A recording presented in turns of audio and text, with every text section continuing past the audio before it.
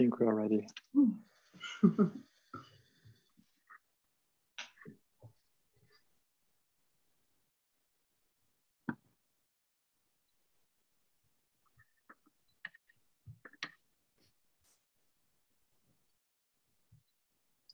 So hello again, everyone, for our last session. Bienvenue à tous pour cette dernière session. Donc, comme d'habitude, ça a été très rapide. On est presque à la fin. Je suis vraiment heureux d'avoir Vénérable Denis avec nous à nouveau. Yes, it's gone very, very quickly. Oui, c'est allé très, très vite.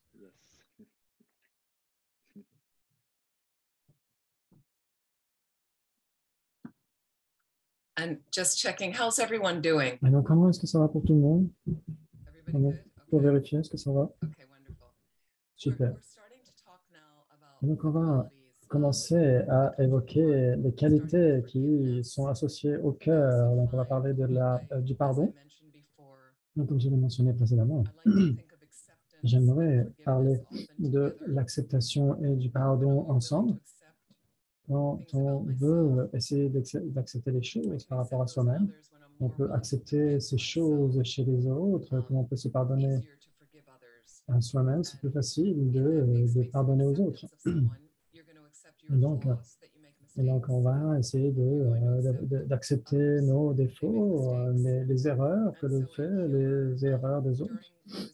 Et comme on a dit, avec les réunions du bureau qu'on peut avoir au centre ici, dans lequel je suis, et donc, quand on a ce commentaire qui pouvait être ressenti comme étant un peu rude, et moi je disais juste dans un mail, soyez à l'heure, etc.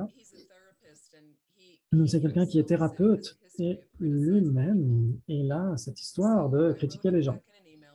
Et donc ensuite, quand il a dit ça, donc il a ressenti cela. Et à la fin, je l'ai mentionné déjà, hein, quand j'avais envoyé ce mail, il m'avait dit que j'étais un...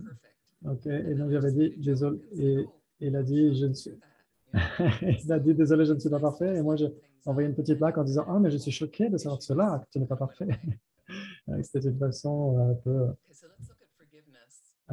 comment dire, un peu sur la plaisanterie. Et donc on va parler du pardon.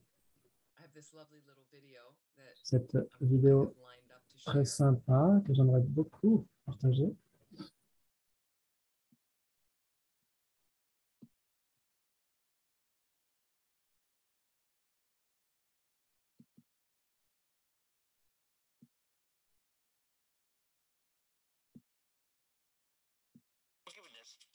Le pardon, cela ne veut pas dire oublier. Vous devriez garder le souvenir de cette chose négative. Mais à cause de cela, il y a une possibilité de développer la colère, la haine. Donc, au contraire, il faut employer le pardon. Notre réponse naturelle est quand je suis attaqué, je vais attaquer en retour. Mais quand vous avez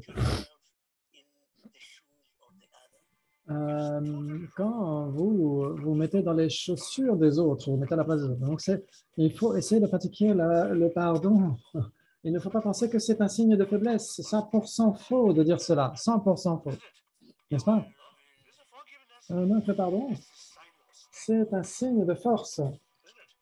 N'est-ce pas? Absolument. J'allais juste dire que ceux qui disent que le pardon est un signe de faiblesse ne l'ont pas essayé.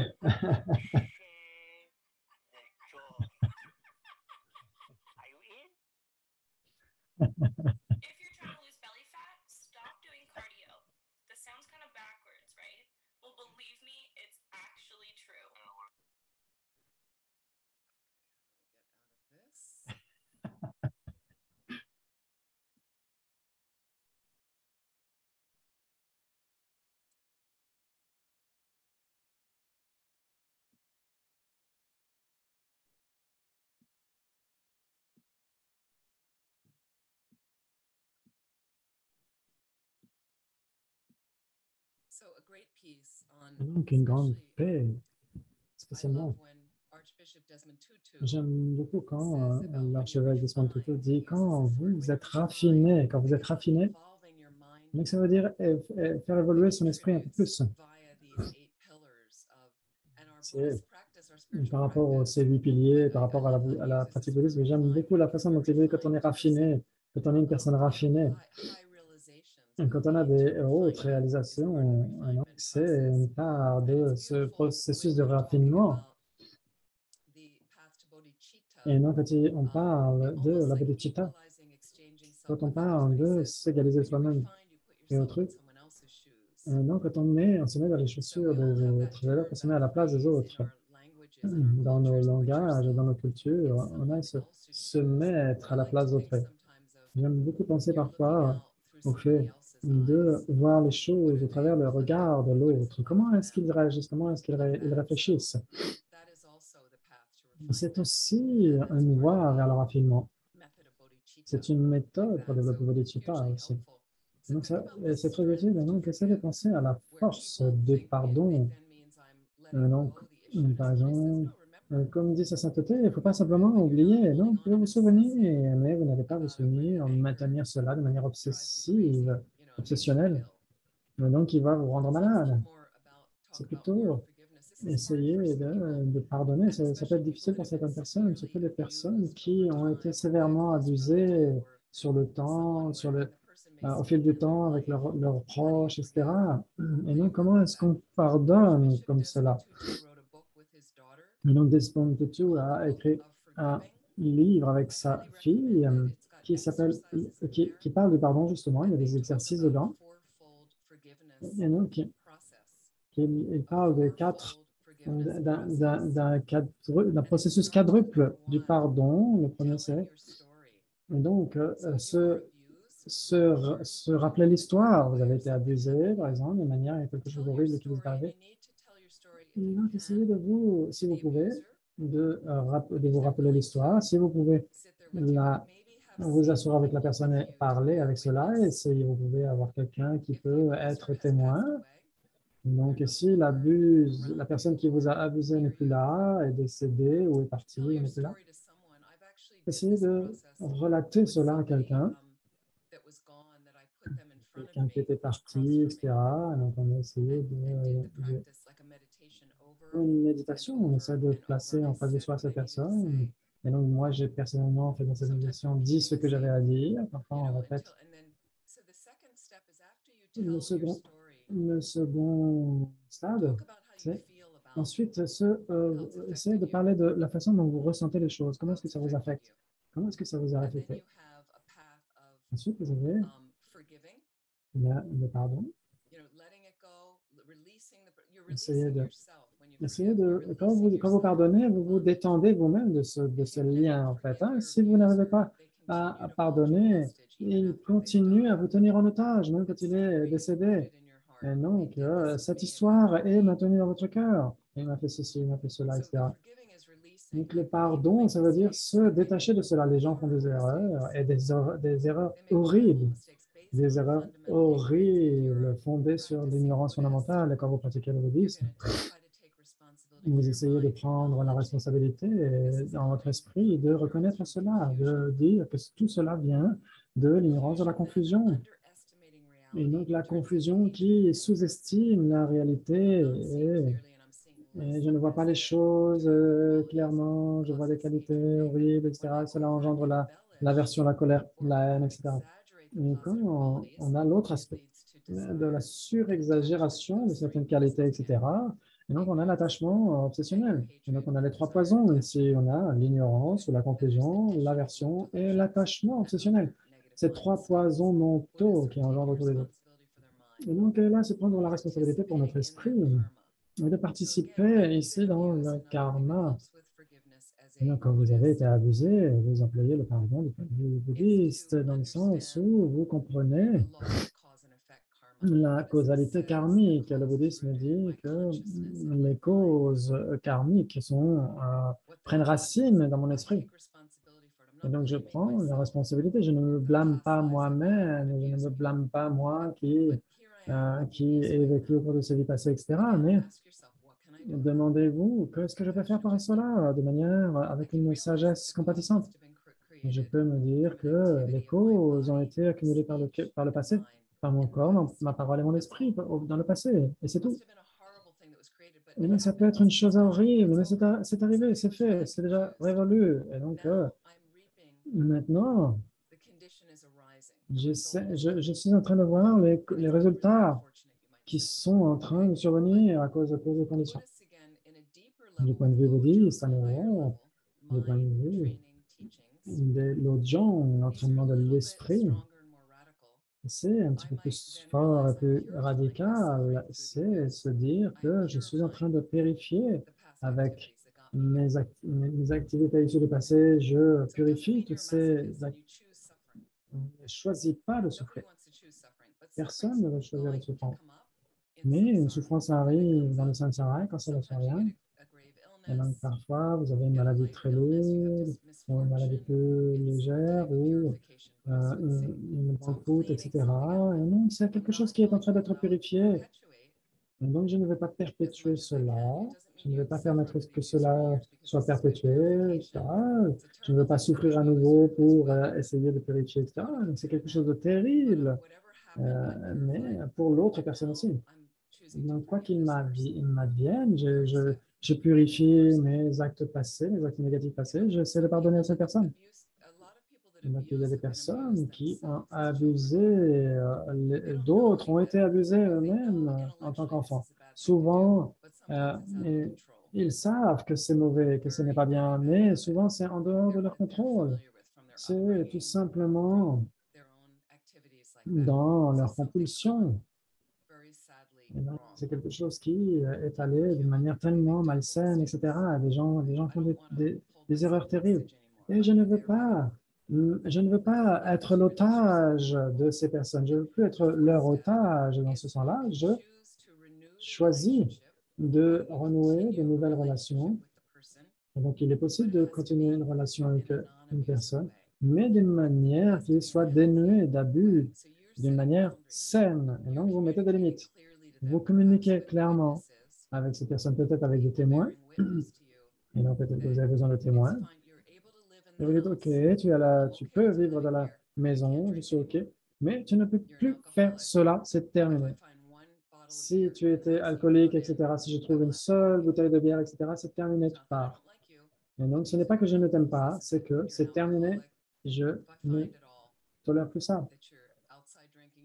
Et donc, si tu vas boire à l'extérieur, tu vas dans un bar, etc., et tu reviens ivre, c'est terminé, tu quittes la maison. Et donc, c'est tout simplement essayer de mettre des limites. Et donc, peut-être que ce sont des abus émotionnels. Vous avez quelqu'un par exemple, moi, par exemple, avec les abus verbaux, par exemple. Donc, quelqu'un qui dit je t'aime, etc. Et donc, je ne serai plus dans l'environnement si tu continues de parler comme ça avec quelqu'un qui dire cela à cette personne qui emploie les abus verbaux. Et donc, si ça continue encore et encore, on rappelle à ces personnes que c'est terminé ou on se sépare de ces personnes, tout simplement. Et donc, ça, c'est le second point. Vous pouvez choisir de ne plus continuer ce type de relation. Vous pouvez tout simplement réaliser que cette personne a un comportement malsain, n'a pas la capacité de faire cesser ce comportement malsain, nocif, etc. Et vous n'avez pas de force suffisante pour traiter avec cela. Vous pouvez tout simplement dire, vous pouvez tout simplement choisir de ne plus appeler, de ne plus visiter, de ne plus décrocher le téléphone quand sa personne vous appelle. Vous pouvez écrire une lettre en disant « Je ne suis pas capable, j'espère qu'à l'avenir, je serai capable de traiter avec cela, mais maintenant, je ne suis plus capable. » Vous pouvez faire cela aussi. On fait de notre mieux. C'est quelque chose que vous pouvez lire dans le livre du pardon. C'est certainement traduit en français, on regardera. Les soins de tout.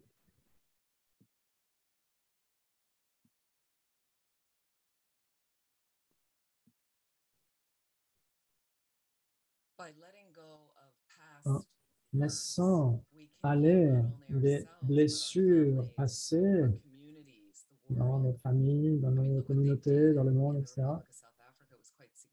Regardez, par exemple, comment ça s'est passé en Afrique du Sud, etc. C'est quand même. Et donc, l'Afrique du Sud, ce n'est pas parfait, il y a toujours la pauvreté, etc. Mais depuis ce qui s'est passé avec Nelson Mandela, donc avec ce que dit Desmond Tutu, quand vous êtes blessé, vous voulez blesser à votre tour, etc. C'est ce que parfois les enfants font. La façon dont la majorité, donc ça s'appelle le livre du pardon dans le chat. Et donc on est terrifié. Et donc, quand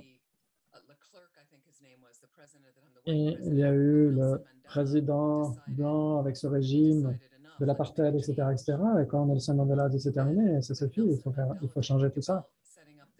Et Nelson Mandela a dit d'essayer d'avoir ces commissions pour la vérité et le pardon. Et donc, vous pouvez, bien sûr, vous relatez l'histoire de ce qui s'est passé. Les personnes ont été horriblement torturées et tuées, etc. Et donc, ils autorisent les personnes, bien sûr, à relater tout cela, à se relater cela et de voir toutes ces atrocités qui ont. Et comment est-ce que ça a affecté l'existence des gens? Et donc, ça, c'est très noir, cette période. C'est très obscur, une période tragique. Mais au lieu de la vengeance, où les gens libéreraient leur colère, etc., donc, quand les gens essayent d'avoir le pardon, d'employer le pardon, ils ont une grandeur de cœur et d'esprit.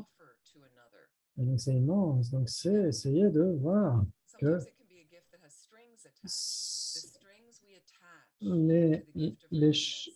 comment dire, nous sommes attachés à certaines chaînes. Et donc, parfois, on va continuer d'être la victime de ces personnes, parce que parfois, on est simplement attaché à certaines chaînes.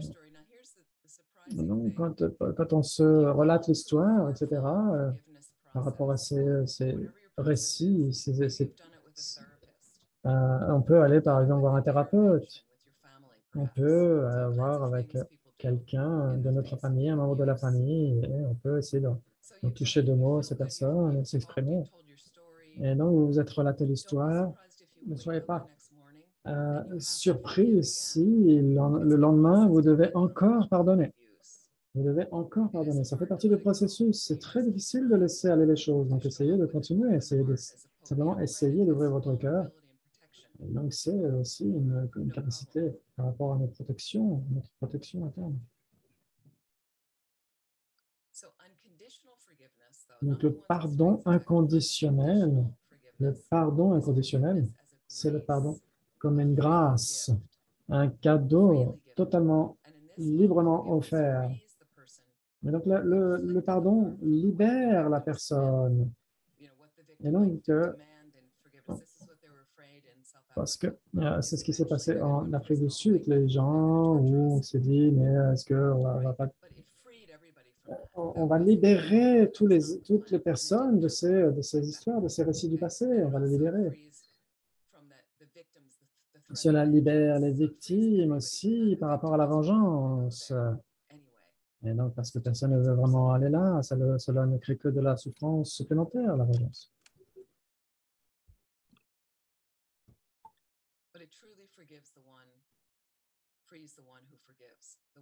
Le pardon libère véritablement la personne qui pardonne, comme une grâce qui nous libère totalement de ces chaînes, de ce joug sous lequel on était. Et on est libre d'évoluer à nouveau, de grandir intérieurement. Et donc, on est libre de ne plus être une victime. Et non, le futur est dénué de ces chaînes, libéré de ces chaînes. Mais est-ce qu'on peut être conscient? Parce que je connais certaines personnes qui sont des victimes, qui sont des personnalités de victimes. Et quoi qu'il leur advienne de tragique dans le passé, ils sont toujours en train de rappeler cette histoire encore. Et donc, peut-être que l'histoire aurait pu être... et l'histoire devient pire que ce qui est vraiment arrivé, en fait, d'une certaine manière. Et donc, ils n'arrivent pas à se guérir de manière utile, de manière saine. Et donc, ils sont victimes de tout ce qui arrive autour d'eux. Et donc, on se dit, mais tous ces gens qui me font ça à moi, etc. Et donc, j'imagine que vous connaissez ces gens. Et donc, c'est comme un auto-sabotage, une forme d'excès. Euh, Ils sabotent leur histoire de vie pleine de succès, en fait. Ils sabotent tout ça. Et donc, ils trouvent un moyen de mettre tout en l'air, en fait. Vous voyez, et on ne veut pas aller là. On ne veut pas être dans cet état. Et donc, on fait de notre mieux pour éviter d'être dans cette situation.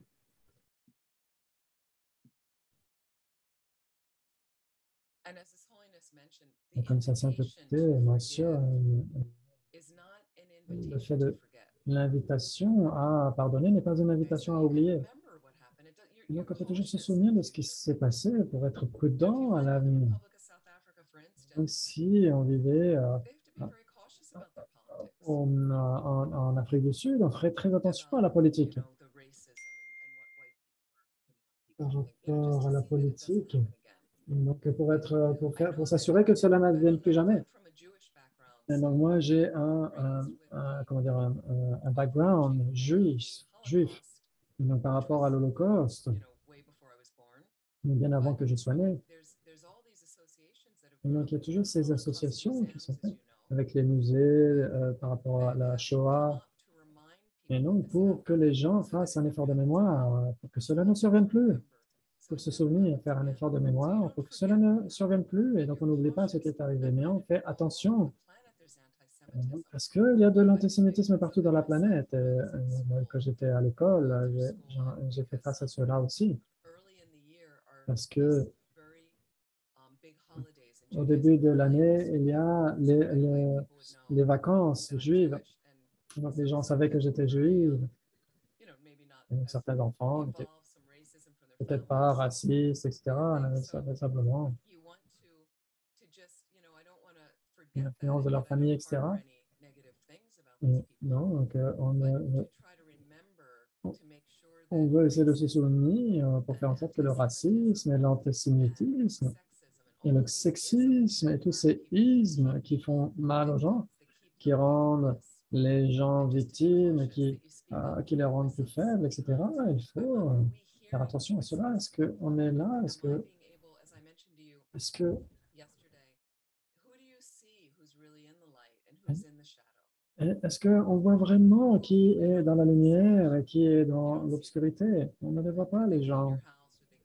Peut-être que les gens nettoient la maison, le bureau, les hôpitaux, etc. Et en fait, tout simplement, on ne les prend pas en compte. Et donc, il y a tous ces gens qui sont là partout. Par exemple, je pense que certains d'entre vous avez fait ce type de cette marche. En France, c'est assez spécieux, mais en Allemagne aussi. Et donc, il y avait des immigrants de Syrie qui dormaient dans la rue à Paris, quand j'avais visité Paris.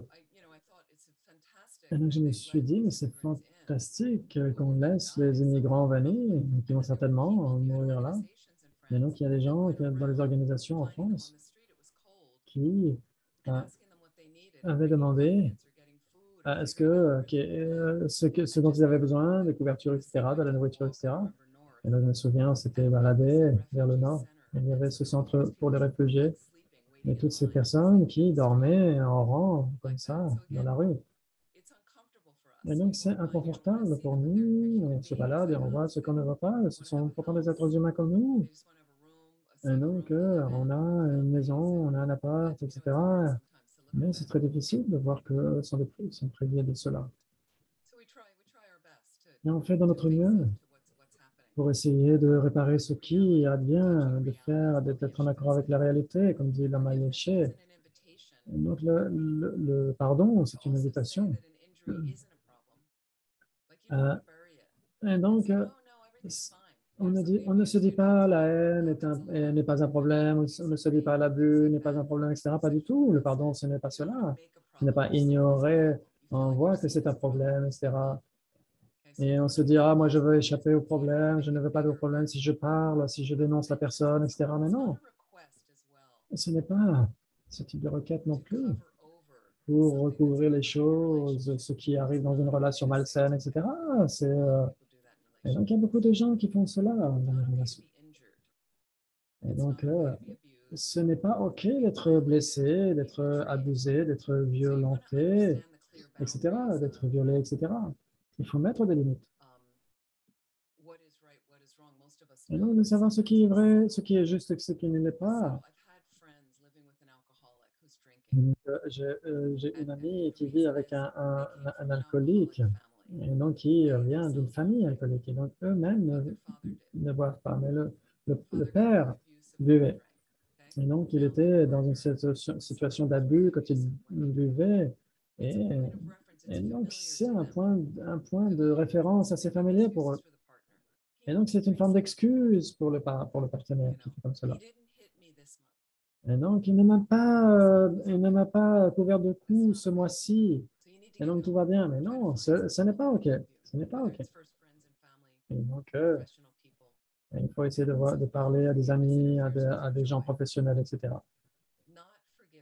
Et donc, pardonner vous ouvre la voie vers la joie, vers le bonheur, etc. Mais ne pas pardonner, cela engendre l'amertume, le sentiment de revanche, la rancune, etc.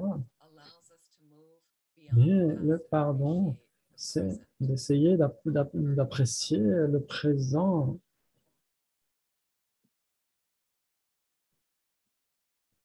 Peut-être le cadeau. Est-ce que vous avez des questions par rapport au pardon? Donc, le pardon, ça ne veut pas approuver, c'est se souvenir. Dans le chat, il y avait des gens qui disaient qu'ils partaient. Okay. J'ai peut-être une question. La limite de l'acceptation quand on est abusé,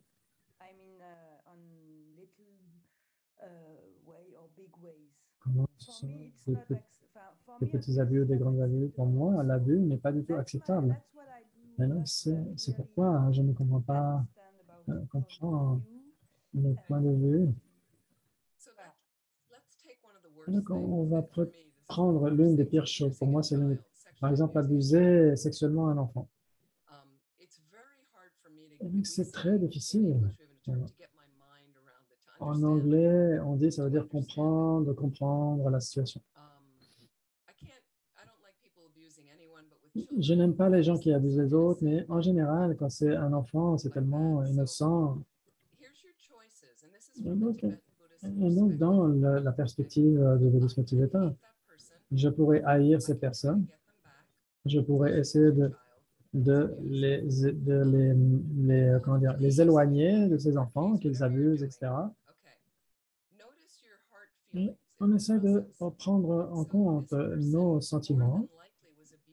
Et donc, certainement, cette personne a été abusée quand elle était jeune. C'est certainement le cas. Les gens qui abusent sont souvent abusés, ont souvent été abusés. C'est une forme de maladie qui les oblige à faire cela. Mais certaines personnes sont hors contrôle, ne veulent pas nécessairement faire cela, mais n'ont pas de contrôle sur leur pulsion. Donc, pour nous, on trouve ça absurde qu'il n'y ait aucun contrôle là-dessus. On devrait dire, on se dit, mais il devrait savoir ce qu'il faut faire ou pas. Et donc, par exemple, l'ignorance, regardez ce qui se passe avec Poutine qui envahit l'Ukraine à cause de sa conscience distordue et toutes ces personnes qui meurent. Et donc, bien sûr, mais là, quand on parle d'un cas où c'est un enfant qui est abusé, etc., c'est horrible. On peut voir que cette confusion de l'abuseur est totalement en dehors des limites, totalement déséquilibrée. Et donc, nous, on a suffisamment de karma vertueux qui nous amène dans une classe de dharma. Et il y a tellement de gens qui n'ont aucun intérêt vis-à-vis de ces voies spirituelles, qui veulent simplement avoir plus d'argent, plus heureux avec l'argent, plus heureux avec une grosse maison, avec une nouvelle voiture, etc. Et quand ils ont cette nouvelle voiture et cette grande maison, cet argent, ils ne sont toujours pas heureux. Et ça, c'est le niveau plutôt basique d'ignorance. La plupart des gens sur cette planète font comme ça. Et donc, on essaie de faire avec. Mais on essaie de voir que tout leur malheur vient du fait de chercher le bonheur à l'extérieur et ils n'ont aucun contrôle, ils ne regardent même pas à l'intérieur. Et donc, si c'est la même chose avec celui qui abuse un enfant, ce n'est pas du tout OK vis-à-vis de ça, il ne faut surtout pas accepter. Mais il faut essayer de voir qu'est-ce qui engendre cela, de réaliser que cette personne a fait une erreur horrible à cause de son ignorance et elle a besoin d'une aide sérieuse. Et elle devrait certainement être arrêtée et être neutralisée jusqu'à ce qu'elle soit réhabilitée. Et donc, parfois, ils sont même sous médicaments. Parfois, il y a des raisons psychologiques, etc. Et donc, ils doivent, une fois qu'ils sont soignés, ils doivent être libérés. Et donc, mais est-ce que haïr cette personne pour toujours, est-ce que on est toujours l'otage de cette personne d'une certaine manière? Est-ce que c'est utile pour toi? Oui. Je pense que je comprends un peu mieux ce que veut dire le pardon plutôt que l'acceptation. Pour moi, l'acceptation a une limite. Non, les gens sont dangereux. Donc, il faut peut-être essayer de réfléchir au fait que comment fondamentalement elles sont obscurcies, assombries dans leur nature. Et donc j'imagine, je ne vous connaissais pas, je ne vous connais pas vous tous, mais imaginez le niveau d'obscurcissement de leur esprit, de ces personnes qui abusent d'autres, etc., et toutes les causes horribles, les causes de souffrance pour elles-mêmes qui sont en train d'engendrer. Vous êtes dans l'ignorance et vous faites du mal aux autres, vous ne comprenez pas ce qui se passe, et vous avez toutes ces empreintes, et cela, et donc vous souffrez encore et encore, parce que vous accumulez des actes qui vont vous faire souffrir à nouveau, vous allez à nouveau nourrir ces empreintes, et donc c'est comme un animal sauvage. Les lions doivent tuer pour manger. Ils doivent tuer pour manger. Donc ils tuent. Ils, ils, ils peuvent tuer aussi, bien sûr, leurs petits, etc., etc., pour manger. Donc, c'est possible. Et donc, c'est leur karma, le point de vue bouddhiste, en fait. Hein, et ils entretiennent ce karma négatif encore et encore. Et donc, ça, c'est très difficile. Et et quand on est un abuseur, on est il y a tellement de souffrances qu'on crée pour les autres, bien sûr, et pour soi-même.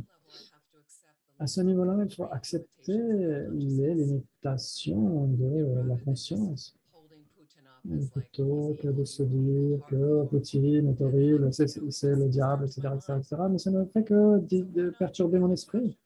Mais si on essaie de développer la compassion, on se dit, mais il crée pour lui tellement de souffrance. Je peux accepter un petit peu, apprendre à accepter, parce que cela vient de la confusion. Donc, est-ce qu'on est pas Et donc, on ne va peut-être pas faire la guerre à quelqu'un, etc. Mais vous savez que parfois, nous sommes tellement confus, vous avez une conversation avec la famille, etc. Et que parfois, on peut avoir tout simplement un souvenir différent de ce qui s'est passé. On peut avoir une idée différente. Moi, je l'ai fait avec des centres bouddhistes, etc. On va dire que je ne suis pas la directrice du centre, mais on doit faire ceci, on doit faire cela. C'est l'un des scénarios, il y a plusieurs années, on devait avoir toutes ces activités tout le temps. Et l'équipe a dit, mais c'est trop, on n'a pas assez de personnes, etc. Non, non. Et donc, un mois ou deux, etc. Et donc, ils étaient tout simplement complètement usés, complètement fatigués. Et on ne pouvait plus rien faire. Donc, j'ai appris de cela, mais c'était ma confusion. C'était ma confusion. Et donc, c'était un niveau assez léger de confusion. Et donc, ils ont essayé de me dire, on ne peut pas avoir tous ces projets, etc. C'est trop usant. Mais imaginez, prenez un terroriste. Et donc, ils ont une forme de confusion beaucoup plus profonde. C'est comme ça que le karma fonctionne. Cela ne veut pas dire que ce qu'ils font est OK et acceptable, pas du tout. Ce n'est pas de ça qu'il s'agit, c'est de reconnaître la situation pour ce qu'elle est. Est-ce que ça fait sens? Je pense que je prends le terme compréhension. Je comprends, et je comprends que c'est un niveau d'acceptation. Et je dirais que c'est difficile. C'est difficile de faire cela, ce n'est pas facile. Spécialement sur cette planète de nos jours. C'est horrible, il y a des choses horribles qui surviennent sur cette planète. Je ne peux même pas croire ce que les gens font. Je ne sais pas si vous connaissez cette histoire. Aux États-Unis, je ne sais pas, en France peut-être.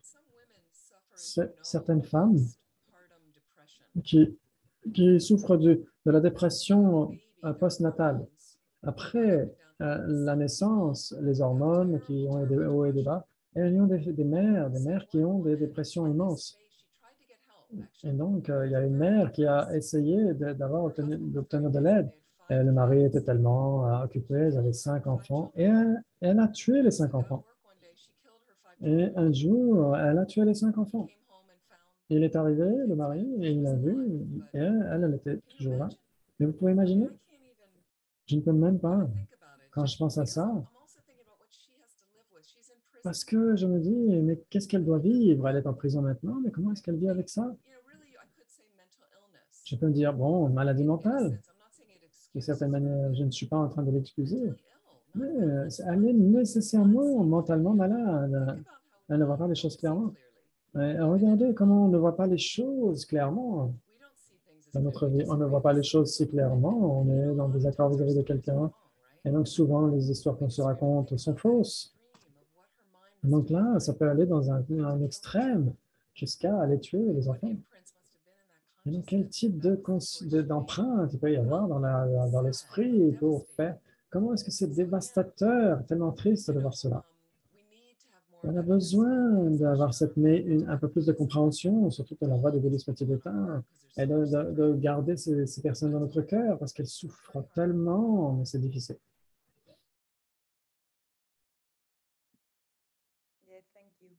Merci.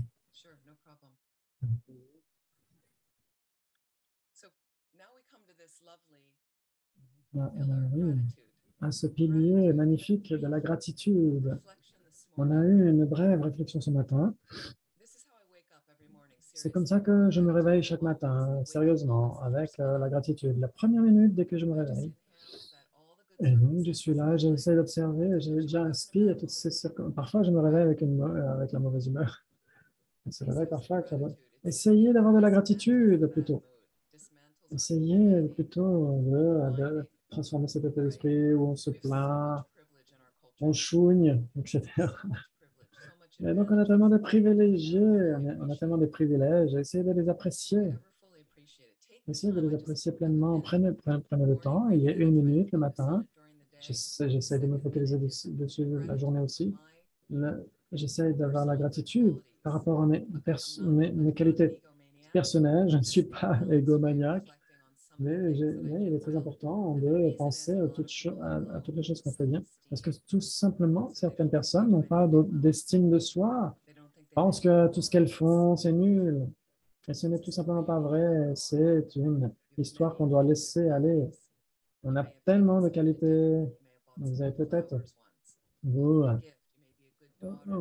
êtes peut-être un bon fils, une bonne fille, un bon partenaire, etc. Vous savez préparer un repas, apporter un dîner à quelqu'un, etc. Vous avez tellement de qualités. Et donc, j'essaie de garder cela pendant 2 minutes et j'essaie de me penser à la mort et à l'impermanence. Parce que la situation, elle passe très vite, je sais. Et cela me réveille et je me dis, je devrais utiliser cette journée de manière plus sage. Je ne veux pas la gâcher. Et on essaie d'établir la bonne motivation et je me lève. La gratitude, c'est l'élévation de se réjouir. C'est là, c'est reconnaître de tout ce qui a rendu possible cette existence que nous avons maintenant. Ce moment que nous expérimentons maintenant, ce moment que nous expérimentons. Parfois, je sais que ce sont des expériences malheureuses, mais il y a toujours comment dire, le filon d'argent. C'est ce que je ne trouvais pas le mot. Il y a un filon d'argent en dessous caché. C'est toujours quelque chose de positif. Et à chaque moment peut être vu comme étant un cadeau. Le cadeau, c'est d'avoir toutes les opportunités de se réjouir. Mais parfois, c'est un cadeau difficile, une expérience difficile.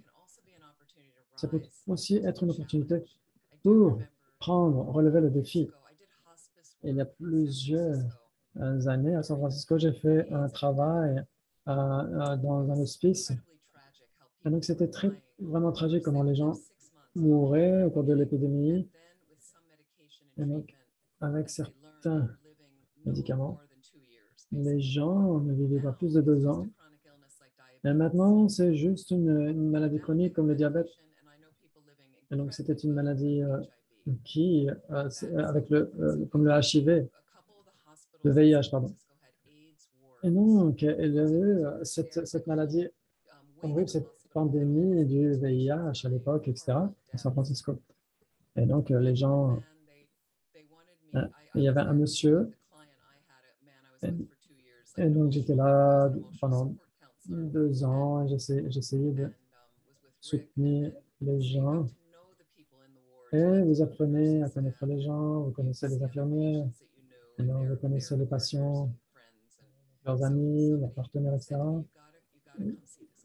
Quelqu'un m'a dit, et donc, et tu vas voir, cette personne, tu ne peux pas le voir, cette personne est presque morte. Donc, je suis allé voir cette personne. C'était horrible, son corps était tellement faible. Et donc, il y avait tellement de souffrance. Et donc, cette chambre, quand je suis entré dans sa chambre, quand Lama Sopanboche parlait de sa maman qui a été décédée en Inde en 80-90, et sa sainteté enseignée, et elle devait voir sa sainteté, et le matin, et il y avait tous les moines et les moniales qui vivaient à cet endroit en Inde du Sud. Et donc, il n'avait pas de bonnes conditions. C'était un peu chaud. Et donc, son corps n'a pas dégénéré. La conscience était toujours là. Et vous pouviez vous asseoir dans la pièce et faire des offrandes et vous assiez là parce que moi, je connaissais la famille de la widow, etc. Et on pouvait s'asseoir et la chambre était tellement, honnêtement, vivante avec de l'énergie positive. Et donc, le corps était dans un coin de la chambre et vous pouvez voir le visage avec toutes les offrandes, les katas, les offrandes, les écharpes, etc. Et la chambre était emplie d'énergie positive. Et donc, c'est un état méditatif. Et quand je suis entré dans cette chambre à l'hôpital de ce monsieur en train de mourir, c'était comme ça, c'était un peu électrique, cette énergie positive. Mais qu'est-ce qui se passe? Ce monsieur est en train de mourir. Donc, je suis allé voir les gens du bureau. Ils avaient dit au monsieur, Amy va venir vous voir. Et il était brillant, il a eu un sourire immense. Et donc, j'ai demandé au monsieur, est-ce que je peux m'asseoir là? Il a dit, mais oui, bien sûr. Et donc, il a pris mes mains. Et donc, ses mains étaient ravagées, ses bras étaient ravagés, sa peau était sur les os. Et donc, je ne savais pas vraiment quoi dire ou faire. Et donc, j'ai juste demandé,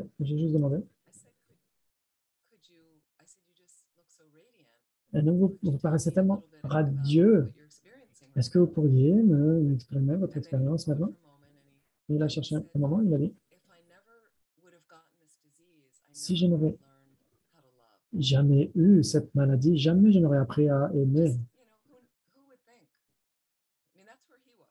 Et c'était qui il était à ce moment-là. Des gens mourir dans la terreur, qui blâment tout le monde, etc. Mais cette personne était qu'amour, c'était transcendant, incroyable. Et donc, c'est là où on peut aller grâce à la gratitude. Ça peut être très utile. But that's why I practice it every day. Et donc, c'est pourquoi je la pratique tous les jours, parce que pour que ça devienne automatique. Et donc, quand il y a une situation inconfortable ou indésirable, je veux revenir à cet état d'esprit qui reconsidère les choses de manière plus positive et voir. Et je me dis, mais moi, j'ai tout ce qu'il faut, j'ai la nourriture, les vêtements et l'abri. Maintenant, je peux toujours marcher, je peux toujours respirer, je peux toujours penser clairement. Il y a tellement de choses, on est vraiment privilégié. Et donc ça, c'est un moine bénédictin, David Steindl-Rast. Il dit quand vous êtes dans la gratitude, vous êtes sans peur. Si vous êtes sans peur, vous êtes non violent. Quand vous êtes dans la gratitude, et donc vous êtes, vous avez un sens de, vous avez assez, vous avez suffisamment. Et donc vous êtes tellement respectueux vis-à-vis des autres personnes. Et donc le monde, un monde de personnes qui sont dans la gratitude est un monde de gens qui sont pleins de joie. La gratitude, c'est un antidote incroyable à la peur et à l'anxiété. J'aimerais vous encourager, si vous voulez, si vous pouvez, observer, voir certaines vidéos de Brené Brown. Certainement, certains de ses livres ont été traduits en français peut-être. C'est par rapport à la relation à la gratitude et la peur et l'anxiété, etc. Brené Brown. Donc, ça peut vraiment être utile.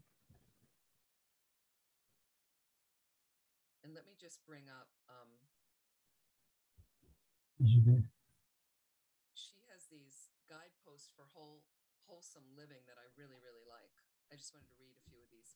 vais essayer de lire simplement quelques.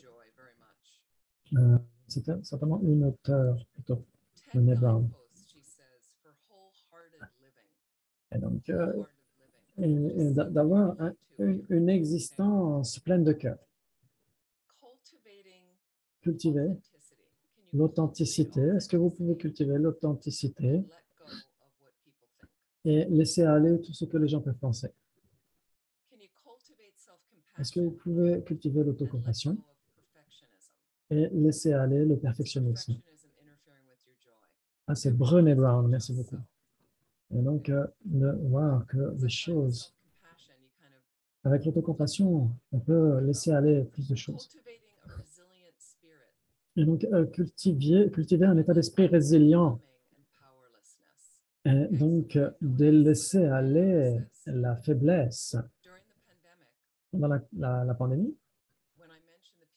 quand j'ai mentionné les personnes qui pouvaient s'adapter, et donc qui ont fait un super boulot, étaient plutôt heureux, les gens qui étaient plutôt dans les classes plutôt privilégiées et d'autres personnes. Et donc la résilience, c'est cet état d'esprit. Quelque chose d'indésirable arrive, et donc il y a encore une autre porte à ouvrir, il y a encore une autre fenêtre à ouvrir, il y a encore quelque chose à faire. Et donc, il y a des gens qui ne passent leur vie que sur Netflix. Je ne peux pas faire cela, je ne peux pas travailler, je ne peux pas faire face à cela. Et donc, cela vous rend plus paresseux, vous êtes en face de l'écran. C'est tellement plus facile. Maintenant, vous êtes aspiré par Netflix parce que l'épisode, vous vous dites, ah, ok, dans 15 secondes, le prochain épisode arrive. Et donc, vous êtes tellement aspiré. Et donc, parfois, je regarde un film. Je ne regarde pas beaucoup de télé, etc. Mais occasionnellement, on me dit, tiens, tu devrais regarder ça parce que je regarde quelques épisodes, je ne regarde pas toute la saison. Et donc, parfois, on me dit, tiens, ça, c'est juste 5 épisodes. Et donc, je regarde, mais je prends note qu'il y a un autre épisode qui arrive. Et moi, je me dis, moi, ça fait déjà 1 heure. Et donc, la prochaine fois, la semaine prochaine, je regarde. Mais pas, parce que sinon, on est toujours, ça devient une habitude. Comment on dit ça en français?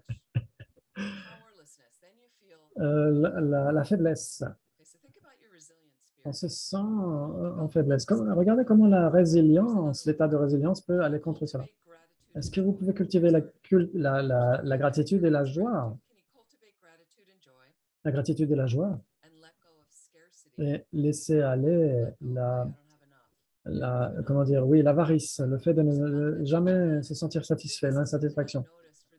C'est quelque chose qu'on peut reconnaître quand on travaille dans les centres, quand il y a des difficultés financières, etc. Les centres dans lesquels j'ai travaillé, donc souvent, non, ils n'ont pas assez d'argent. Ça, c'est assez commun. On dépend des donations. Et les moniales, les moines,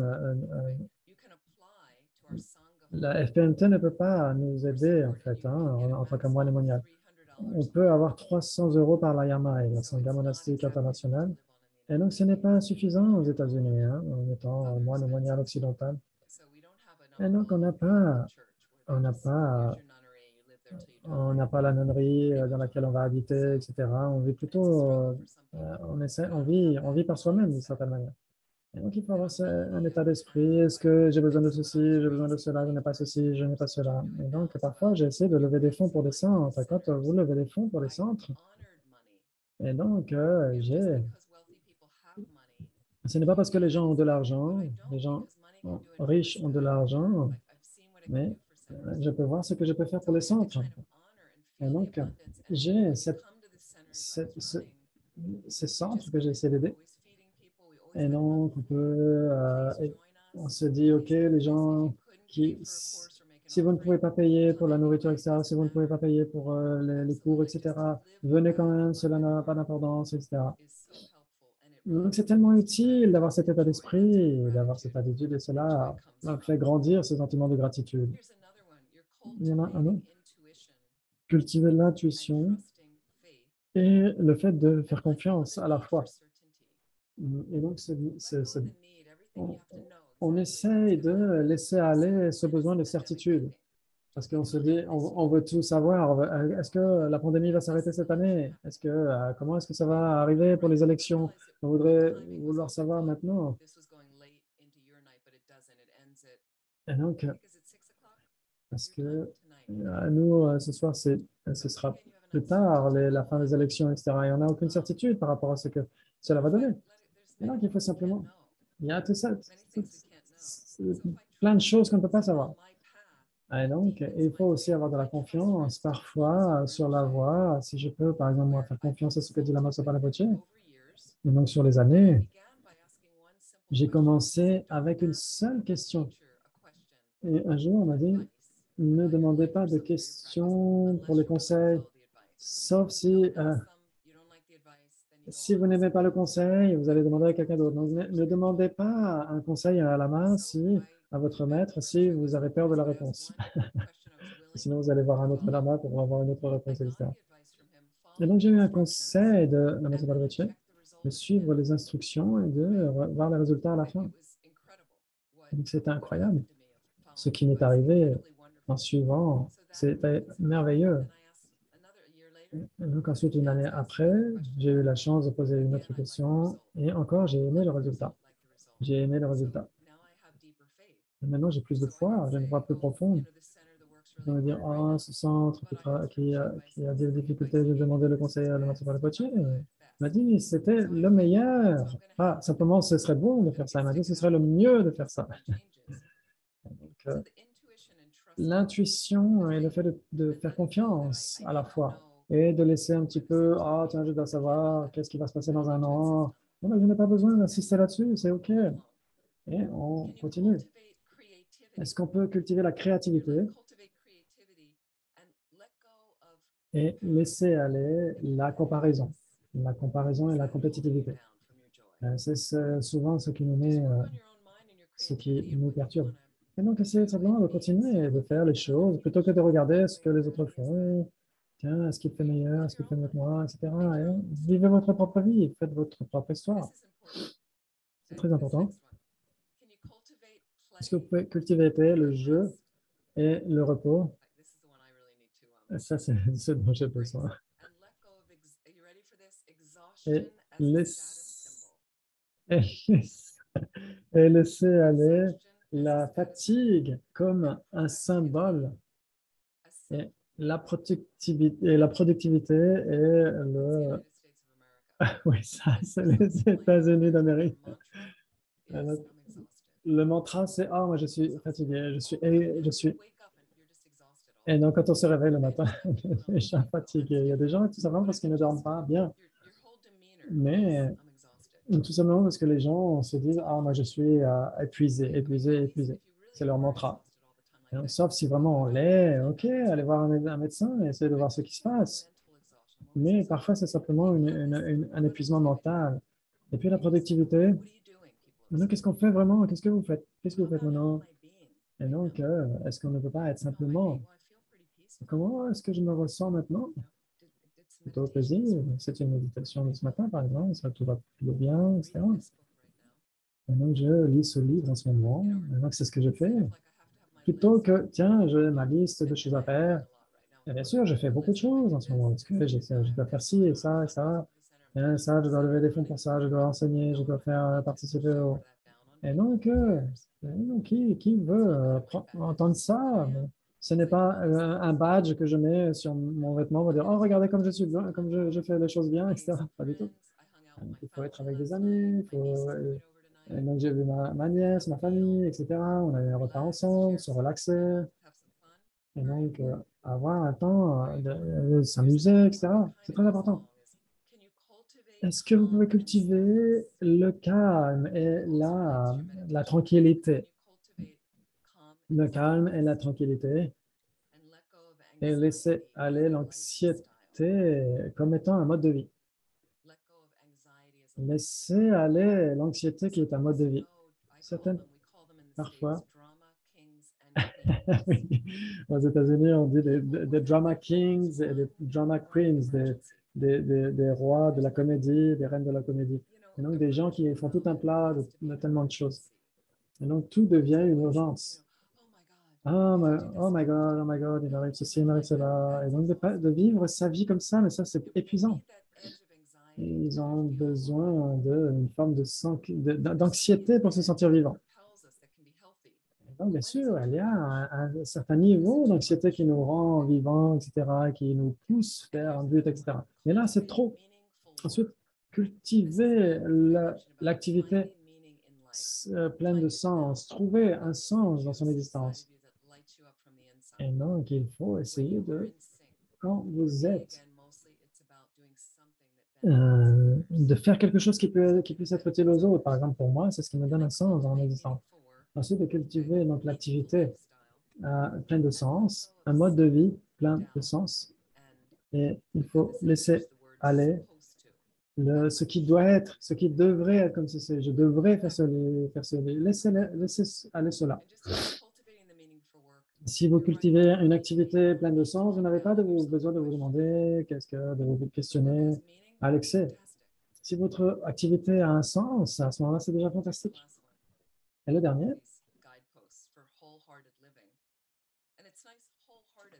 et donc le sens de whole heart, ça veut dire avoir un cœur plein. Comme dit Lama Yeshe, comme disait Lama Yeshe, quand vous vivez votre existence, est-ce que vous êtes en contact avec la réalité? Lama Yeshe disait, il faut toujours mettre de côté la comédie, etc. Regardez, quand la culture tibétaine est arrivée en contact avec la culture occidentale, des cultures très différentes.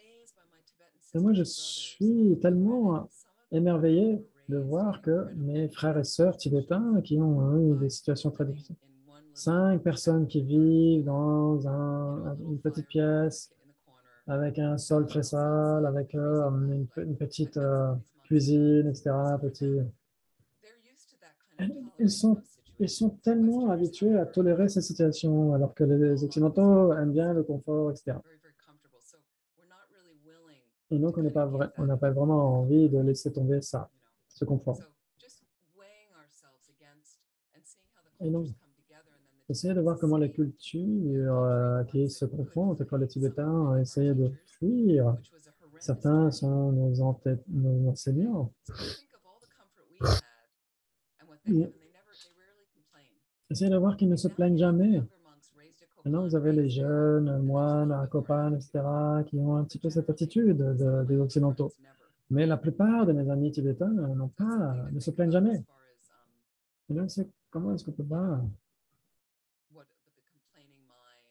cet état d'esprit qui se plaint, on n'est jamais content. Et je sais pourquoi je me dis que la gratitude est tellement utile. Parce que l'attitude occidentale, on est accroché à ce que nous avons, on n'a pas de perdre tout. Et en Amérique, c'est comme ça. Et donc, le, le confort est perdu dès qu'on a une petite épine, etc. Et là, c'est tout un bazar pour nous-mêmes et pour les autres. Essayez de prendre soin de votre esprit, de votre existence, essayez de comprendre d'où vient l'inconfort et de ne pas en faire tout un drame. Et donc, c'est pourquoi la Maïche disait, est-ce que vous êtes en contact avec la réalité? Et donc, plutôt, parce que les inconforts ensuite finissent en tragédie. Donc, est-ce que vous voulez avoir une relation? Il n'y a rien de mal à ça. Est-ce que vous prenez le temps d'avoir une amitié dans cela?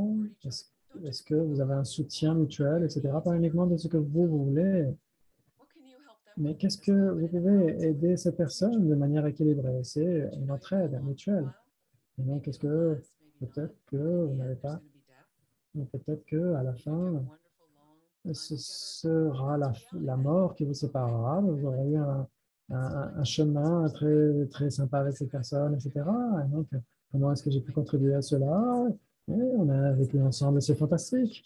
Et donc, c'est comme ça qu'on entre dans les relations, on accepte les imperfections. Et parfois, il y a les défauts de communication, etc. C'est quand il y a des problèmes relationnels. Et donc, quand est-ce qu'on est en contact avec la réalité? Quelle est ma perspective? Est-ce que je vois les choses exactement telles qu'elles sont ou pas? Quel est mon récit par rapport à tout ça? Et donc, j'aime beaucoup cette idée de wholehearted, ça veut dire un cœur ouvert, un cœur plein autant que possible. Et donc, ça prend du temps, bien sûr, d'ouvrir son cœur. Et donc, par passage. Et donc, pour être suffisamment confortable vis-à-vis de ça, avoir la sagesse et la compassion pour être capable de faire cela.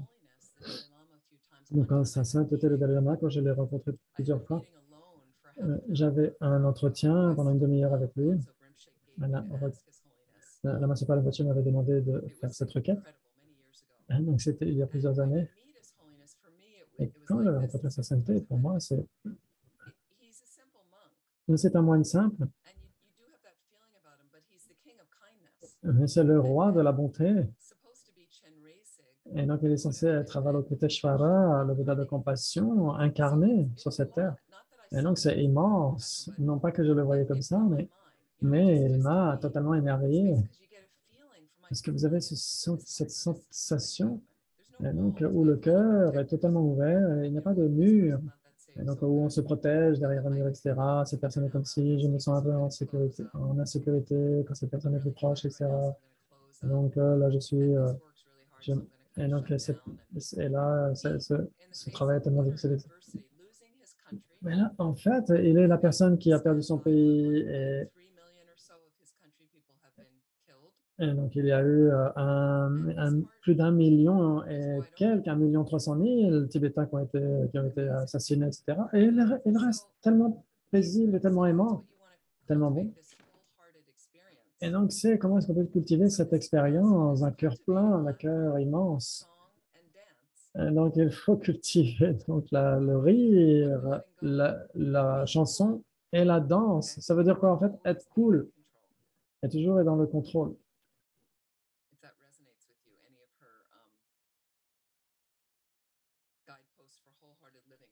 Ou peut-être laisser aller le contrôle, je crois.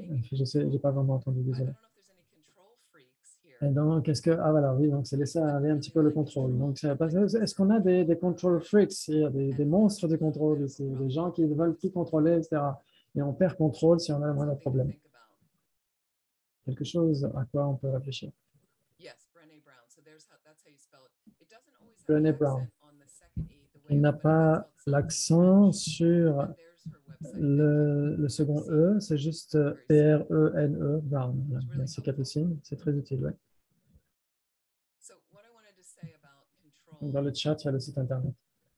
Quand on parle de contrôle, qu'est-ce qu'on peut contrôler? Qu'est-ce que réalistiquement on peut contrôler? Qui veut parler? OK. Roger? Ce qu'on peut contrôler, ce sont nos représentations, nos pensées, enfin, nos OK. pensées d'une certaine façon. Pas complètement. Nos représentations dans le sens, dans quel sens? Dans le sens où, I think I got most of it, but dans le sens où une situation, elle est ce qu'elle est. Elle est ni bien ni mal. Situation is neither good nor bad. so you can control that. Et donc, on ne peut pas contrôler cela, oui? C'est ça? Pour moi, si, c'est la seule chose. On ne peut pas contrôler c'est ce que disent très bien les penseurs stoïciens. Il y a des choses qu'on peut contrôler, puis d'autres choses qu'on ne peut pas contrôler. Et la position des gens, ce qu'ils sont, ça, on ne peut pas le contrôler. Par contre, on peut contrôler notre représentation de ce qu'ils sont. Perspective.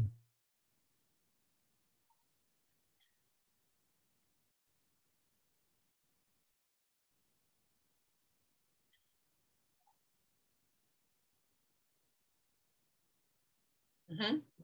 Yep. Yeah. Oui, oui, c'est notre esprit. Notre esprit, c'est la seule chose qu'on peut contrôler. C'est simple, en fait. Hein. Il faut prendre soin de notre esprit. Mais ce n'est pas un passage facile. Et donc, cela ne veut pas dire qu'on ne puisse pas aider d'autres personnes, mais on ne peut tout simplement pas contrôler leurs pensées et ces personnes. Mais on peut contrôler notre esprit, mais est-ce qu'on peut vraiment contrôler notre esprit? Et donc, pourquoi est-ce qu'on voudrait contrôler les autres, s'exercer à contrôler les autres? Parce que souvent, c'est comme si on était des enfants en train d'essayer de contrôler des enfants. Donc, on essaie d'éduquer des enfants. Mais ensuite, ils font leurs propres aventures, ils ont leur propre karma, vous faites de votre mieux, mais c'est votre esprit, comme dit Roger, vos pensées, vos réactions et vos réponses, c'est ce que vous pouvez contrôler. Et donc, nous devons travailler pour contrôler cela. Et donc, c'est notre boulot.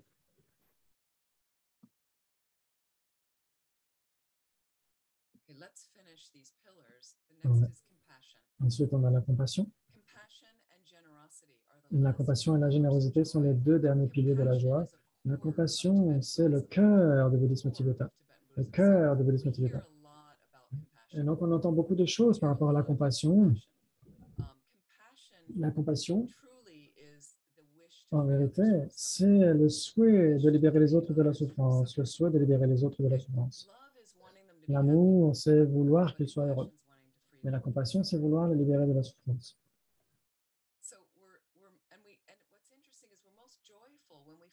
Et donc, c'est tellement plus joyeux quand on se focalise sur les autres. Vérifiez par vous-même. Vérifiez par vous-même. Quand on a, par exemple, quand la journée passe comme on ne voulait pas que ça advienne, etc., quand un nuage arrive et que vous vouliez qu'il fasse beau, etc. Et donc, il y a toutes ces petites choses qui interfèrent. Et donc, on en fait des gros problèmes. Et donc, on se dit, au milieu de cela, quelle est ma motivation au milieu de cela? Vous pouvez vous demander. Et donc qu'est-ce qui interfère avec cela? Est-ce que c'est juste, je suis dérangé parce que je voulais simplement penser à moi, etc. Et donc, souvent, on se dit, c'est ma famille. C'est juste une extension de notre ego, en fait, souvent. Et donc, on essaie de résoudre les choses de manière compatissante et réaliste, sans en faire des comédies, sans attaquer qui que ce soit. Mais quand nous avons le courage de vivre avec un état d'esprit, avec un cœur ouvert, on peut ressentir nos douleurs et les douleurs d'autrui. Et donc, on est capable aussi d'expérimenter plus de joie en faisant cela. Quand j'étais allé dans cette chambre de ce monsieur qui mourait du sida, etc., et donc,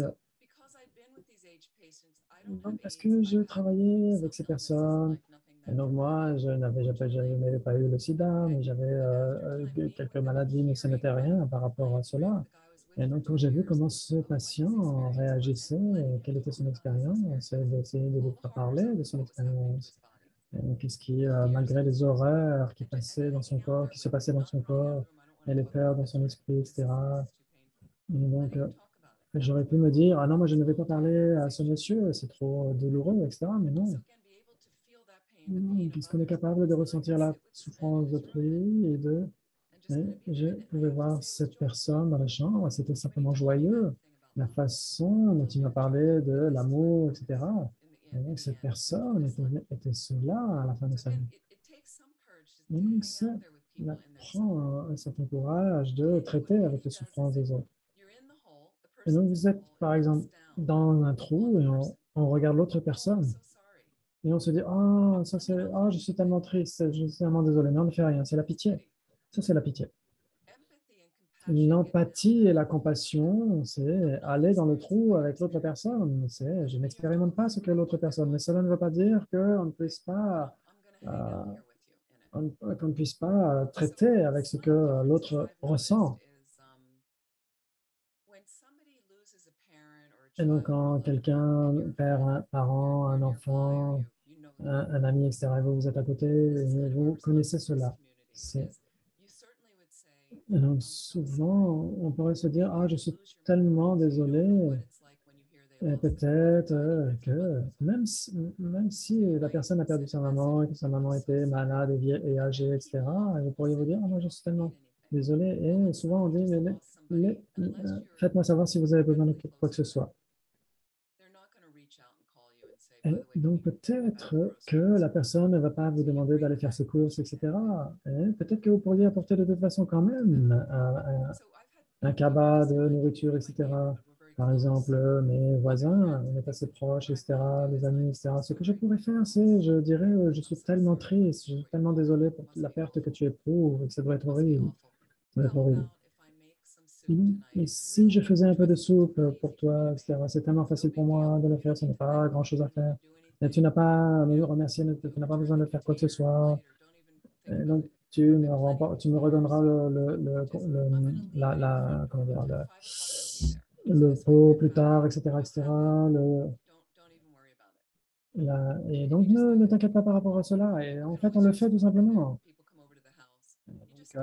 Et donc, on le fait tout simplement. On n'a pas besoin de, si la personne ne dit pas merci, etc., ce n'est pas un problème. Et on se dit, ah non, mais je suis tellement heureux de faire cela, j'avais vraiment envie de faire cela. Est-ce que ça ira si j'envoie une autre personne, etc.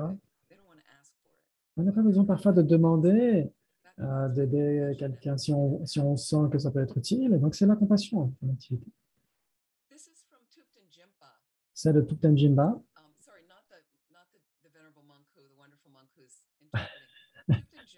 Pas le traducteur, mais l'interprète de sa sainteté, le Dalai Lama. Il est geshe. Il a un doctorat en philosophie. Il est professeur aussi à l'université au Canada. Et il est incroyable. Et il a écrit un livre qui s'appelle N'ayons plus peur. Yes. Il est traduit en français. N'ayons plus peur. Je crois que ça s'appelle comme ça. C'est un livre magnifique.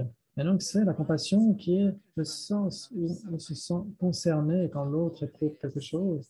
Et on est motivé pour voir cette souffrance se soulager. Et donc, ce sont des actes motivés par l'empathie, de bienveillance. Et comme on l'a dit, c'est se sentir connecté. Oui, n'ayons plus peur en français. Et donc, c'est vraiment fantastique. Sa sainteté le Dalai Lama, par rapport à la compassion, quand on voit une personne qui est coincée sur un rocher, on a envie d'aider la personne à pousser le rocher. Cette personne est coincée avec le rocher On n'a pas besoin de ressentir exactement ce que l'autre éprouve, mais on a envie d'être là et de ressentir un petit peu les choses, et de se dire, OK, comment est-ce qu'on peut trouver une solution? La compassion aussi pour soi-même, elle est connectée à l'acceptation aussi, mais encore plus que l'acceptation vis-à-vis de soi-même, c'est avoir de la compassion qui fait que nous avons, bien sûr, nous sommes vulnérables, etc. Et bien sûr, c'est un développement fondamental de la compassion. C'est une base pour cela, l'autocompassion. Et donc, comment est-ce qu'on peut aimer les autres si on ne peut pas s'aimer soi-même?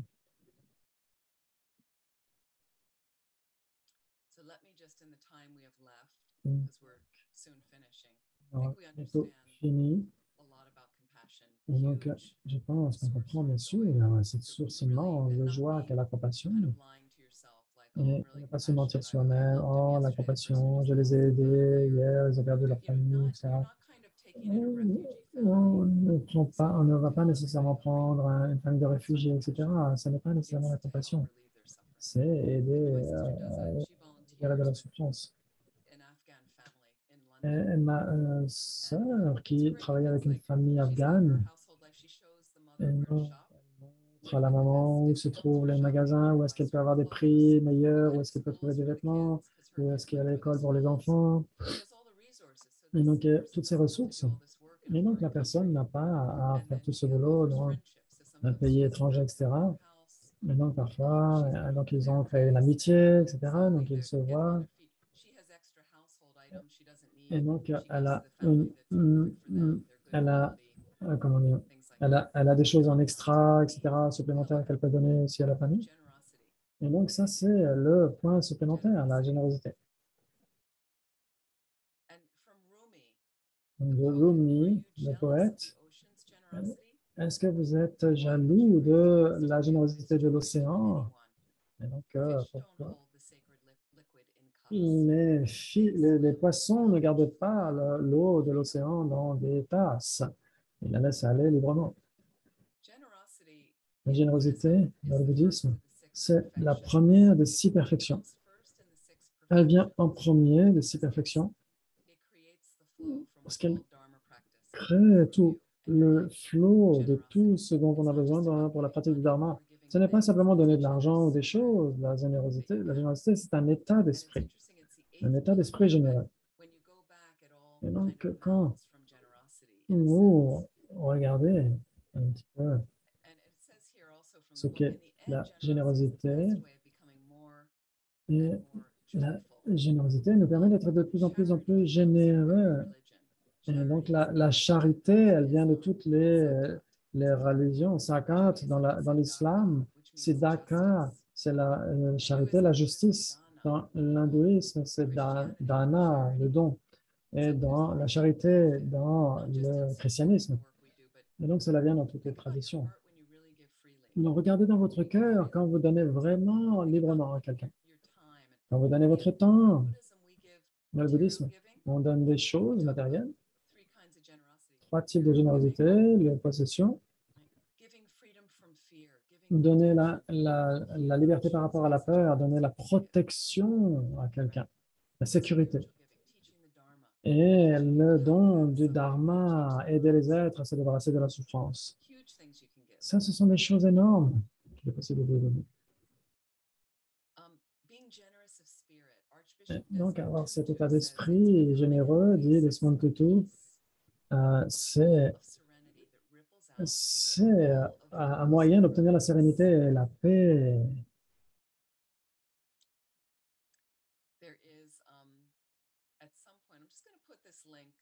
Je vais mettre ce lien ici dans le chat pour que vous puissiez regarder. On n'aura pas le temps de regarder maintenant, mais c'est une pub pour une assurance thaïlandaise. Donc, je vais le mettre dans le chat. Vous pourrez copier le lien. Et donc, c'est par rapport à la générosité. C'est très sympa. C'est pour une compagnie d'assurance, une assurance vie. Et donc en Thaïlande, c'est un pays bouddhiste. Et donc, ce n'est pas très long, mais c'est très, très sympa par rapport à la générosité.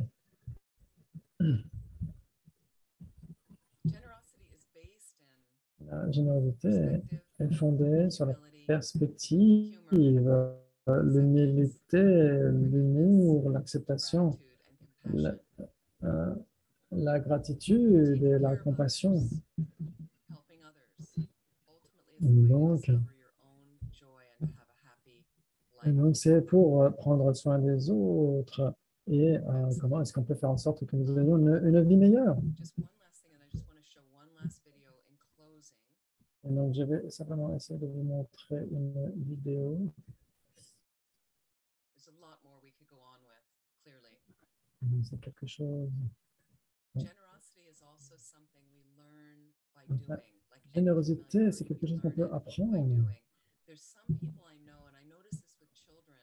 Et donc, j'ai remarqué cela avec les enfants. Il y a des enfants qui ne sont pas si généreux que cela. So it's like teaching, and I've noticed the Et donc, parents c'est quelque working with the chose child, qui, showing them comment est-ce que les make parents donations to charitable groups, that they font des already donations à are d'autres groupes, etc., volunteers for etc. certain Comment est-ce que bringing, there's some people I know in Florida, they je connais des absolutely gens love en this because Floride they volunteered with their children at a qui large font du animal shelter volontariat avec les and asked enfants them, à when I was Miami. coming, could Et you donc, une come fois, with j'étais us to là do et ils blessings m'ont for the demandé de animals? faire des This bénédictions is pour the les animaux. largest animal shelter Et donc, ça, c'est in the States. In comment Miami, dire, we went around to like 400 different cages of animals. I played mantras of Lama's un refuge pour les animaux le plus large en Floride, etc. money and they brought animal Et beds and donc, food and ils collars, donnent all kinds of de la things like this. nourriture et ils donnent So the plein de parents choses pour les taught the animaux. children because they Et donc, said les to the parents ont dit children, aux enfants, we want to help on somebody, va people less aider fortunate than us or quelqu'un something. qui est moins What would you fortuné like que to do? And nous. the kids Et had donc, an interest, and est-ce the que tu veux parents le had an faire? Est-ce que tu interest. étais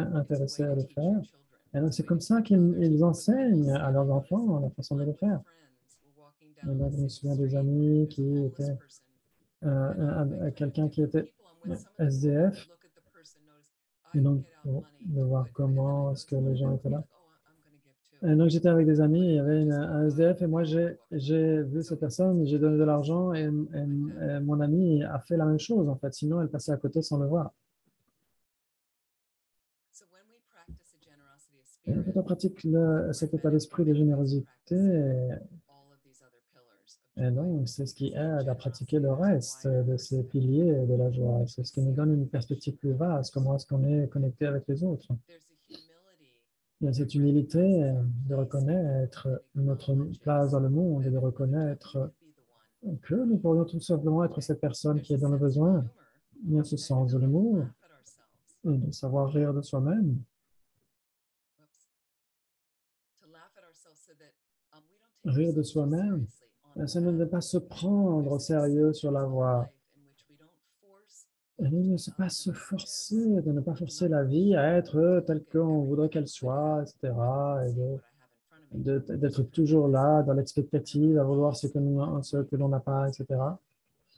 There's a gratitude for Et donc, il y a all cette that's been gratitude aussi par rapport à tout ce qui est donné, tout ce que nous avons. Ensuite, de cultiver la compassion la plus and a profonde desire to help et those who le are in need. désir d'aider ceux qui sont dans le besoin. Comes a Et de generosity cela that is vient la not générosité qui est, selfish, as a saint comme dit sa sainteté, qui est une forme generosity that d'égoïsme recognizes sage, helping others as intelligent. helping C'est-à-dire ourselves. que aider les autres revient à And s'aider as soi-même. Aquinas says, in Comme dit sa fact, sainteté, taking care of others, prendre soin des autres, helping others aider les ultimately autres is automatiquement, the best way to c'est la meilleure discover façon de joy découvrir notre and have propre a joie happy life. et d'avoir une vie heureuse.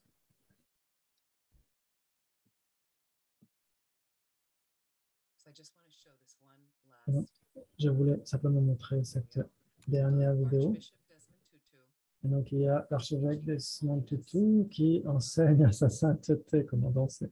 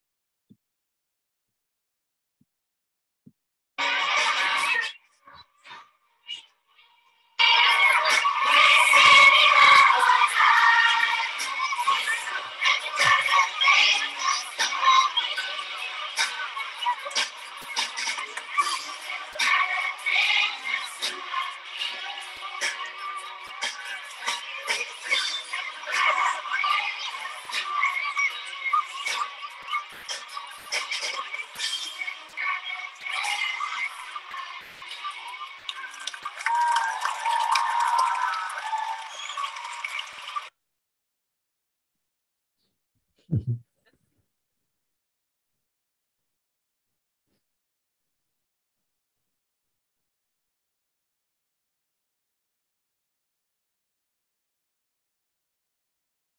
hope you enjoyed that.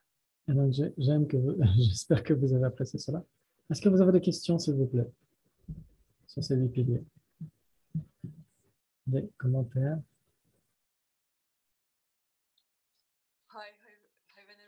Hello, Vénérable. Je voulais simplement te remercier pour ces enseignements. Merci beaucoup. C'était un super timing pour moi. Et j'espère vraiment que tu donneras plus d'enseignements. Et merci d'être si abordable et de partager ton expérience personnelle véritable. Cela nous permet vraiment d'avoir un lien vis-à-vis de cela. Merci beaucoup, Sankar. Tu me manques. J'espère vraiment venir te voir. J'espère que tu pourras nous visiter rapidement. Bien sûr, tu auras une invitation beaucoup plus officielle et appropriée. Et les enseignements à l'Institut Vajrayogini, c'est le premier week-end de mai. Ils voulaient que je vienne en personne, mais je devais revenir en Californie. J'espère qu'ils pourront me permettre de le faire en Zoom et que l'année prochaine, je serai en présentiel. Et donc, tu es toujours bienvenu en Zoom ou en personnel, en présentiel. Merci beaucoup. J'espère que ça a été utile à tous. J'aimerais dédier le mérite pour nous tous qui avons essayé de créer cette énergie positive, simplement en parlant de la joie. J'espère que pour vous, ça aurait été utile pour que vous puissiez créer plus de joie dans votre existence. Donc, j'aimerais dédier cette énergie, ces mérites, encore à tous nos frères et sœurs en Ukraine, que cette guerre puisse être stoppée le plus rapidement possible avec le meilleur résultat pour toutes les personnes là-bas et que tous les régimes totalitaires toutes ces personnes qui sont dans des régimes totalitaires puissent être un but de bodhicitta. J'espère que pour vous, les élections en France, ce sera le plus utile à tous les êtres. Et que puisse toute cette pandémie du Covid soit éradiquée de cette planète immédiatement. Et que toutes les personnes qui ont besoin d'être aidées physiquement et mentalement puissent être aidées le plus rapidement possible. Pour la longue vie de nos enseignants précieux, est-ce que vous avez les prières de longue vie pour sa sainteté et la Masopanavoche en français? Au moment où vous les avez.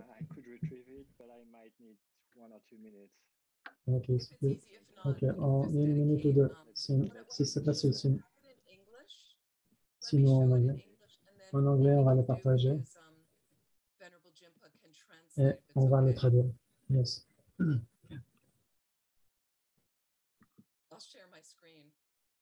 Je vais partager mon écran.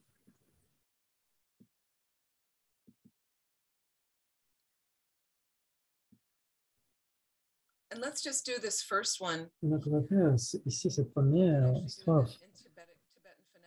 On peut le faire en phonétique tibétaine.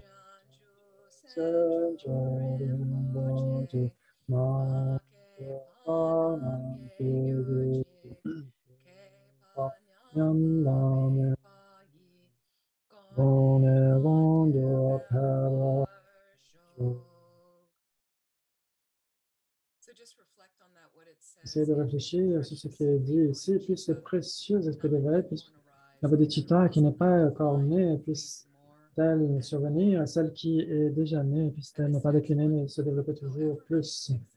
Ensuite, puisse chaque être conscient malade être rapidement libre de toute maladie, et toutes les maladies, sans exception, des êtres conscients, soient éradiquées. Et ensuite, la longue vie de sa sainteté, le Dalai Lama. Le joyau qui exauce tous les souhaits, la source de tout bénéfice et de toute joie dans ce monde, à l'incomparable Tenzin Gyatso, je fais le requête, puissent vos souhaits saints être spontanément accomplis. Pour Lama Zopa Rinpoche, Vous qui maintenez la voie morale du vainqueur, qui servait comme étant celui qui soutient tout et qui préservait les enseignements du Dharma, de celui qui est protégé par Manjushri. Vous qui accomplissez avec maîtrise les prières magnifiques et qui honorez les trois joyaux, s'il vous plaît, veuillez vivre longtemps. J'aimerais remercier Arnaud et Capucine et Jimba et le centre Kalachakra pour m'avoir accueilli. Je suis tellement, je suis reconnaissant de vous tous parce que vous avez pu libérer du temps pour nous rejoindre et j'espère que la prochaine fois, nous serons en présentiel. Merci à tous. Veuillez, s'il vous plaît, veuillez nous enseigner rapidement et en présentiel l'année prochaine. Ce serait merveilleux. Merci beaucoup. Thank you. Thank you so much. Thank you. Thank Please you be very well. much. Good luck Prenez today. bien soin de vous et bonne chance aujourd'hui. May the force be with you. Aux États-Unis, on dit que la force soit avec vous.